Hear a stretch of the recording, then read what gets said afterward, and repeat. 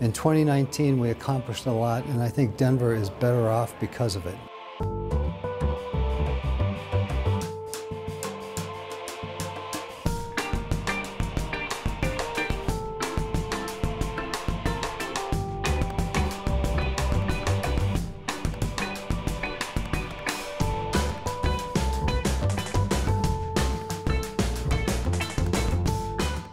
Every day in our office, we talk about how our work can better serve Denver. Through auditing, we're able to find ways that city agencies can be better stewards of taxpayer resources.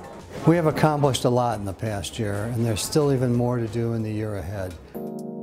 We took a meaningful and extensive look at several programs the public told us were of high importance to them. We heard from many members of our community who were concerned about how the city helps people experiencing homelessness. We conducted an audit and found a lot of money and good intentions, but not enough organization. We recommended an overall strategy and clear leadership to bring the city's resources together. Since then, the mayor has created a new agency to address housing and homelessness. We attempted to examine the Westin Hotel's revenue reporting to Denver's airport. The hotel blocked our access to information, and we were not able to complete parts of the audit. I called on the mayor and the city council, and I continue to call on them to fix the city's contract with the hotel to ensure audit access as required in the charter. I and many of our constituents hope to see significant changes there. The city charter requires unrestricted access for Denver's elected auditor. This access to information is an essential check and balance in our service to the people of Denver. Another audit I thought was most important was the Denver preschool program. The preschool program operates using dedicated tax dollars approved by the voters. The program operates as a nonprofit, and the tax dollars used to support the program do not go into the general fund. We found the organization was saving more money than they should have when they could have been using those dollars to support more children. We also found the Denver preschool program was not maximizing the funds they saved and could have earned more interest by investing more wisely. I hope our audit will inform city leaders as they set up the new programs working with nonprofits. I hope they will learn lessons from the Denver preschool program and manage taxpayer money more effectively. City leaders from all agencies can learn by paying attention to our audits of other city agencies. Our recommendations in our audits provide best practices for any city operation.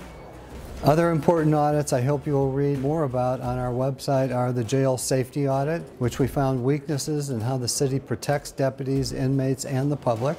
I also hope you will look at our second affordable housing audit. Preserving our limited affordable housing stock is a high priority for those who live and work here in Denver. In 2019, we made significant changes and saw considerable growth in our wage enforcement efforts. We more than doubled the amount of money recovered on behalf of workers through our prevailing wage investigations. We also launched our new office to encompass prevailing wage, minimum wage, and living wage. It is now called Denver Labor. This reflects the expansion of our duties, enforcing the law, and educating employers and employees across the city. In 2019, we implemented a complaint-based process to enforce Denver's contractor minimum wage. In 2020, we'll use the same process to enforce Denver's citywide minimum wage. Many more workers in concessions, catering, maintenance, hospitality, and other roles on city projects were impacted by last year's new contractor minimum wage. Under the new citywide minimum wage this year, as many as 50,000 people could see a pay increase. We have an ambitious audit plan for 2020. In the year ahead, I hope to look into transparency on how city agencies notify the public of projects, more citizen-approved tax programs like the Denver preschool program, social services at Denver Library, marijuana taxation, and the sidewalk repair program. You can read the full list of audits I hope to accomplish this year on our website, denverauditor.org. Well, that's it for this episode of Ask the Auditor. If you have a question, submit it to auditor@denvergov.org, and maybe your question will be the next question that we answer on the next episode of Ask the Auditor.